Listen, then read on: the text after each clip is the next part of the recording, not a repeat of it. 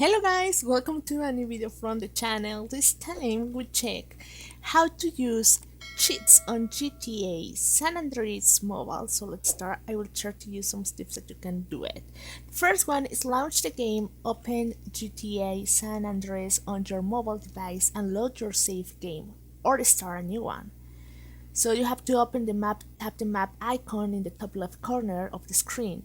This will bring up the pause menu. Then go to Options from the menu on the left, select Options, and then select Accessibility in the top menu, tap Accessibility. Then you have to enter cheat code, scroll down and tap Enter cheat code, a keyboard will be pop up. And number 6 and the last one is tap your cheat, enter the cheat code like Rockman for a jetpack, full clip for infinity, and tap OK, the cheat will be activated instantly. Well guys, I hope one of these tips helps you to do it. Thank you for watching this video. Remember to subscribe and give thumb up to this video.